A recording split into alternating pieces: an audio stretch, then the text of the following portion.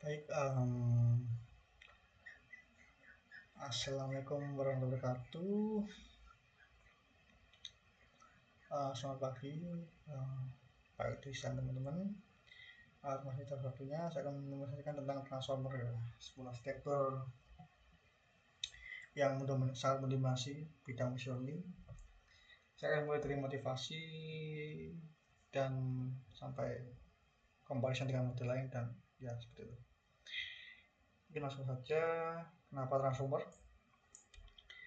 Jadi kalau kita ngomong ya, sebelum transformer ada itu standarnya ada RNN dan STM untuk data sequential. Nah, namun ada dua masalah yang sangat mendasari kenapa RNN dan STM tidak cukup gitu. Yaitu ada masalah satu adalah RNN itu memproses tokennya itu satu byte satu gitu, satu per satu. Yang itu membuat prosesnya sequential tidak bisa paralel. Yang mana itu bisa sangat lambat.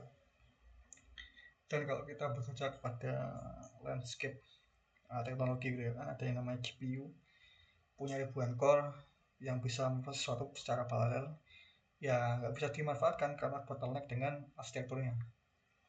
Masalah kedua adalah untuk yang input atau yang kalimatnya panjang tuh ya, itu informasi token awal tuh bisa hilang di model ini kan, yang bisa disebut vanishing gradient gitu ya. Sebagai contoh, misal ada kalimat 50 kata, informasi dari token pertama itu harus melewati 49 hidden state sebelum sampai ke akhir, yang mana banyak yang hilang di jalan. Sebagai buktinya, ada di penelitian Bahdanau machine translation ini ya, translasi, dia pakai RNN biasa dan RNN search yang biasa yang bergaris-garis tanpa attention, dan yang atas pakai attention.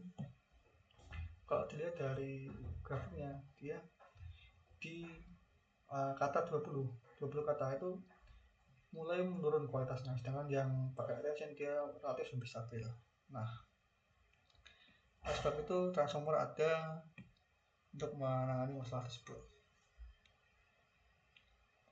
Nah, selanjutnya adalah arsitektur transformer. Digunakan oleh Vaswani 2017 dengan beberapa attention all unit. Kalau kita lihat dari gambar dari beberapa aslinya ya, ini ada beberapa komponen seperti yang dapat dilihat. Namun kalau secara garis besar itu diberikan jadi dua, ada encoder dan decoder.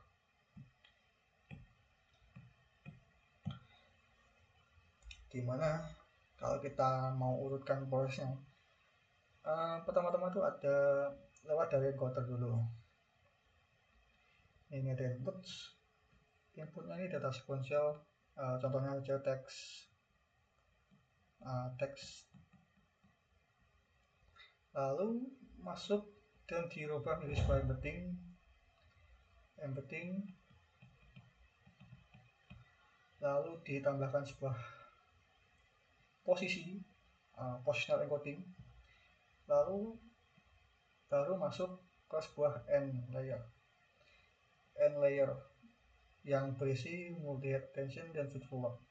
Kalau operasinya itu berjumlah 6. Selanjutnya output dari encoder ini kan dipakai decoder untuk menghasilkan output, dimana kalau dilihat di decoder ini juga ada end layer gitu, berisi multi attention, multi dan feed forward, dimana yang mass attention ini merupakan cross attention gitu, yang menerima informasi dari encoder lalu feed forward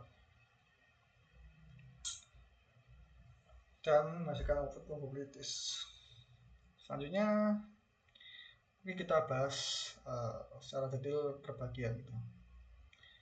Nah, pertama-tama adalah input representation dan positional encoding. Jadi kalau kita lihat dari ini ya, ada input dan setelah ada embedding dan ada positional encoding. Nah, Maksudnya katakanlah kita punya data atau ya data ya sebuah kalimat I love NLP. Kata ini kan namanya akan dibaca di sebuah kata atau disebut token sih sebenarnya. Katakanlah dibaca di tiga token, maka akan jadi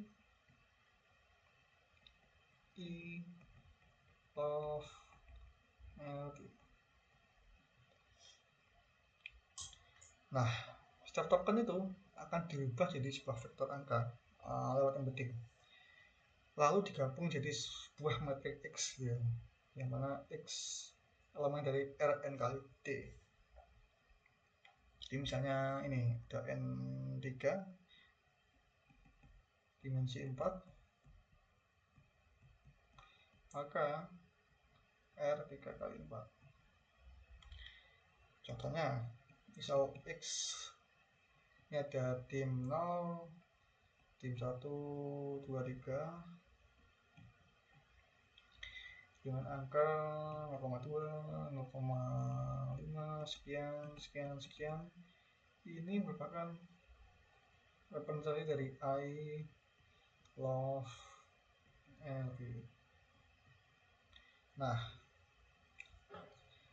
selanjutnya kita kan sudah merubahnya di sebuah angka, vektor angka gitu ya. Namun ada sebuah problem. Transformer ini secara aslinya nggak tahu posisinya, beda dengan RNN yang secara natif memang sekuen gitu ya, urut. Nah, jadi kalau kita tukar I dan NLP, ya si NLP transformer akan bingung dan nggak bisa memproses itu, nggak ada data posisinya gitu ya. Maka kita perlu inject informasi posisi secara eksplisit yang diformulkan dengan ini, positional encoding. Nah, di dua formula ini dipakai di dua kasus yang beda. Sinus ini untuk yang dimensinya genap, lalu yang cosinus ini untuk yang ganjil. Ada tiga variabel. Pos ini adalah posisi token dalam kalimat, position, lalu ada I atau indeks pasang dimensi, dan ya, dan D adalah total dimensi yang penting, total dimensi. Misal kita hitung konkret untuk token love yang posisinya itu 1 dengan dimensi 4, token love.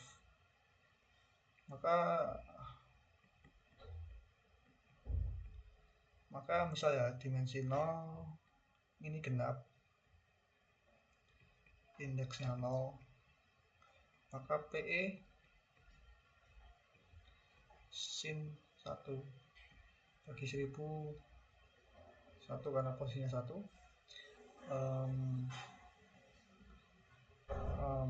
pangkat 0 karena indeksnya 0 bagi 4 sama dengan sin 1 kurang lebih 0,8 sekian, dan seterusnya dimensi 3, dan didapat PE love sekian 0,8 sekian.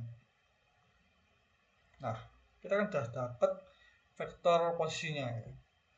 Selanjutnya kita tambahkan untuk menggambarkan X finalnya. Ini ya, X finalnya. Kita tambahkan embedding dan PE nya untuk elemen D. Nah,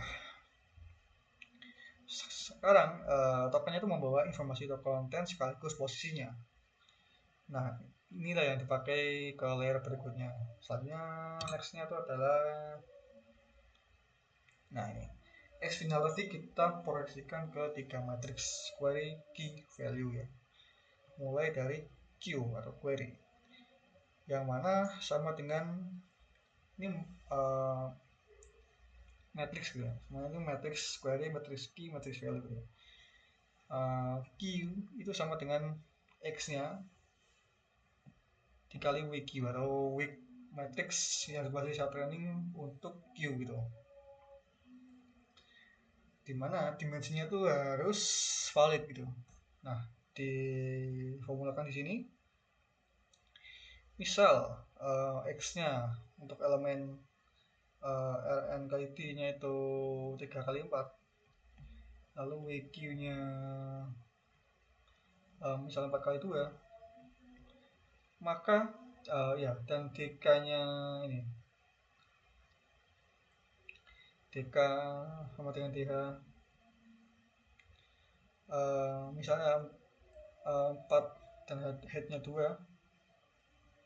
maka 4 bagi 2 dan Q kita dapat misalnya 3 kali 2,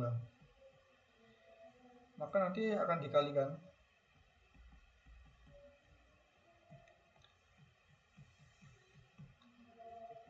3 kali 2, dimensinya harus sama ya, 4 ya 4.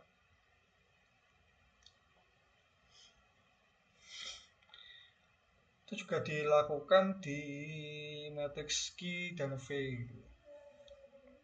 Jadi masing-masing punya weak matrix sendiri, tapi proses dan dimensinya tetap sama. Nah, sekarang intuisinya ini. Q itu query, bisa dibilang apa yang token sedang cari. Key itu key apa yang token tawarkan ke token lain, dan V value isi informasi sebenarnya yang mau diambil itu.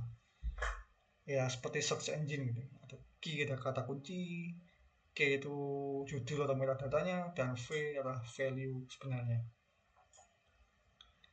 Selanjutnya ada scale dot production. Nah, jadi matrix query key field tadi akan diproses attention gitu ya, dimana formalnya itu seperti di tabel di slide ini. Attention dari matrix Q key value sama dengan softmax dari query key transpose dibagi akar DK dikali V. Nah, misalnya kita setup seperti ini contoh perhitungan singkat aja.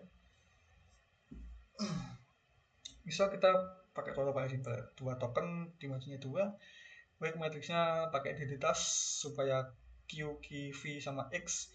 Jadi X nya matrix 2 kali 2, baris pertama token I, baris kedua token love. Nah, step 1 kita hitung query key transpose. Key transpose sendiri itu karena identitas ya, maka sama saja. Lalu dikalikan query, maka ya sama saja. Seperti ini.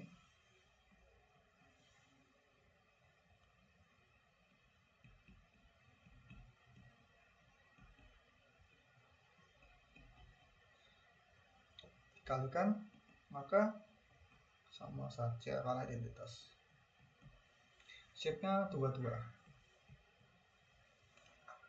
Shape-nya ini krusial ya, karena artinya setiap token bisa attend gitu, atau ke setiap token lain, bisa saling mereferensikan gitu. Nah, selanjutnya step 2, kita bagi query kita seperti dengan akar dari TK. Nah, DK-nya ini 2, maka akar dari 2 sekitar 1,4. Maka yang tadi ini bagi 1,4, maka akan jadi sekitar 0,7. Selanjutnya kita masukkan ke softmax, fungsi softmax, akan didapat sekitar 0,6, 0,3, 0,6.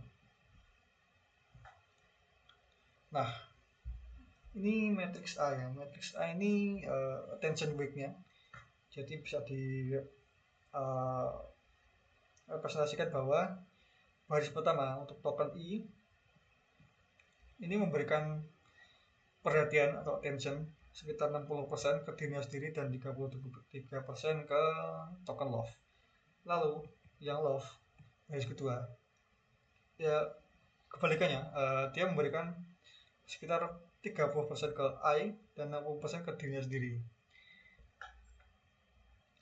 yang mana agak make sense gitu ya, karena I dan love itu kan secara bahasa tidak nyambung langsung sebenarnya, ada tambahnya di antara itu gitu.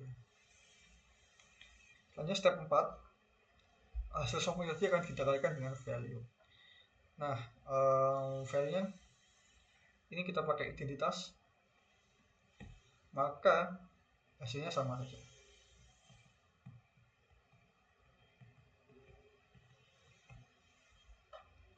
Shape-nya 2x2. Nah, interpretasinya sama dengan yang tadi, yang mana disebut self attention ya. Jadi setiap token mengagregasi informasi dari seluruh sequence, dibobot oleh seberapa relevan tiap token terhadapnya. Nah, kalau gampangannya sih jadi kayak gini, setiap token tuh bertanya gitu, atau ya ke semua token lain, jadi seberapa relevan kamu terhadap saya gitu. Hasilnya tiap token nanti akan mengupdate representasinya terhadap berdasarkan kontekstual kalimat itu. Jadi misal contohnya lagi ada kucing tidak mau makan karena kenyang gitu. Nah, dia itu menuju ke siapa gitu.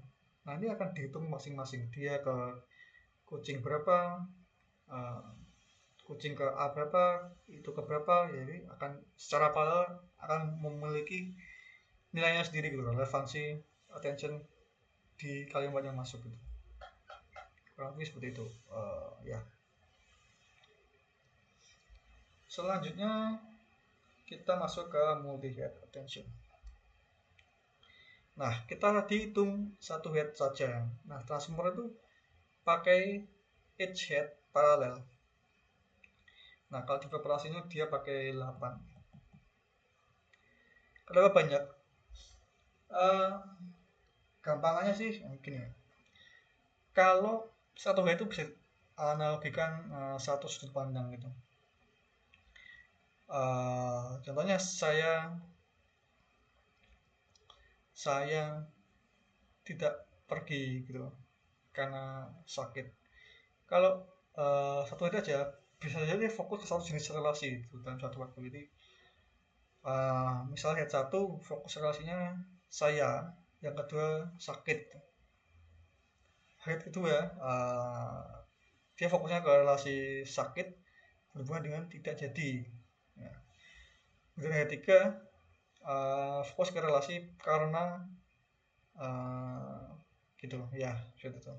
Jadi kalau dibaca itu dua point view yang berbeda, bisa saja fokus yang pertama itu ke fakta A, yang kedua bisa ke konteks yang B, dan seterusnya. Bisa dibilang ya supaya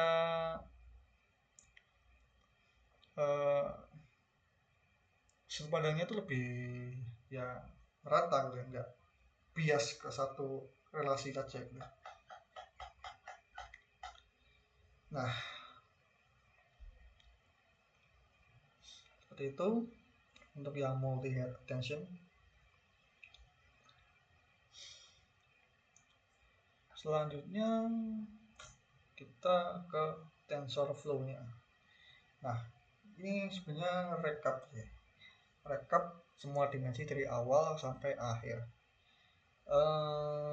Saya highlight jadi dua hal ya. Pertama di tengah matrix, query transpose berukuran n kali n. Artinya tiap token bisa attend langsung ke setiap token lain. Tidak ada batasan jarak. Token posisi 1 bisa langsung ke posisi 100 dan seterusnya.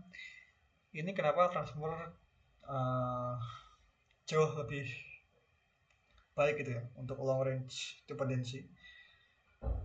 Yang kedua, dari baris pertama sampai terakhir,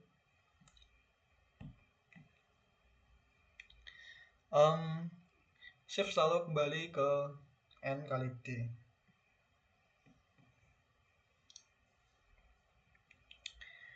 Input n kali t, output n kali t, dan seterusnya. Karena itu bisa ditumpuk gitu ya. 6 layer, 12 layer, bahkan 6 layer seperti GPT-3 gitu.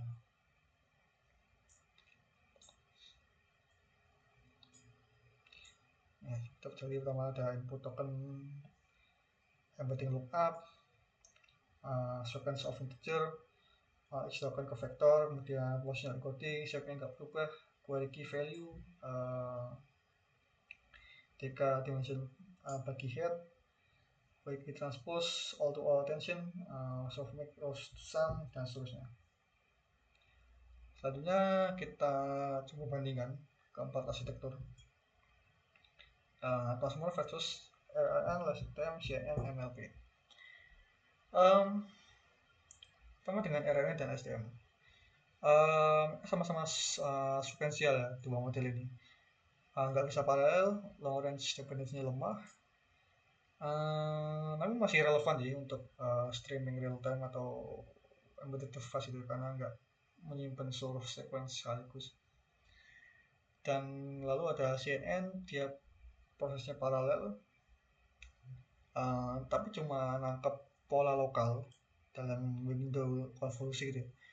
Jadi untuk hubungan token jauh harus lewat banyak layer.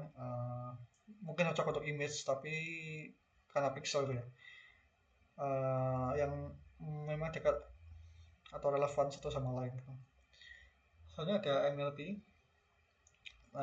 paling simple ya, fully connected, tidak ada konsep urutan. Ini bisa dipakai untuk tabular data di mana nggak perlu tahu urutan makna dan nggak perlu tahu pola lokal dan sebagainya. Jadi MLP atau gradient boosting itu baik dan cepat transformer untuk data yang simple ya, untuk tabular data dan sebagainya.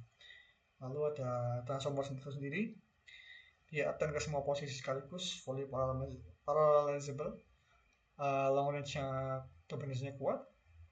Nah, tapi dia komputasinya itu ON kuadrat untuk attention matrix, yang artinya untuk sekuens yang sangat panjang itu bisa sangat berat dan membutuhkan data dan komputasi yang tinggi untuk performance model yang lebih simpel.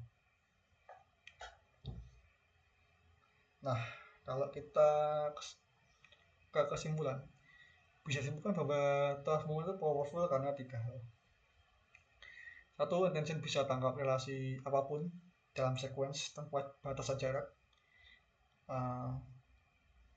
dari token 1 ke token 100 dan saling lainnya. Dan 2, fully parallelizable, bisa paralel, optimal untuk GPU. Enggak harus nunggu satu token selesai baru token selanjutnya. Jadi tiap seluruh input proses semuanya sekaligus gitu. Jadi ya cepat ya, walaupun berat. 3, fleksibel, bisa dipakai untuk teks, gambar, audio, multimodal. Tapi ada tapinya, bukan solusi universal, karena salah satu masalahnya adalah konmutasi. Line kuadrat itu mahal untuk sekuens yang panjang, dan untuk data kecil ya overkill ya. Model simple bisa jadi lebih baik. Jadi tergantung kalau text dan translation atau kebutuhan adanya dependensi, maka bisa ada transformer. Dan semantik itu bisa pakai transformer, dan image dengan data terbatas bisa pakai CNN. Mungkin kalau besar bisa pakai vision transformer, dan time series bisa STM. Bisa juga pakai transformer sih, yang tabel pakai LP atau XGBoost yang salah satu paling kuat itu untuk machine learning. Nah, jadi pesan utamanya pilih model yang tepat untuk problem yang tepat. Mungkin sekian dari saya. Terima kasih atas waktunya. Assalamualaikum warahmatullahi wabarakatuh.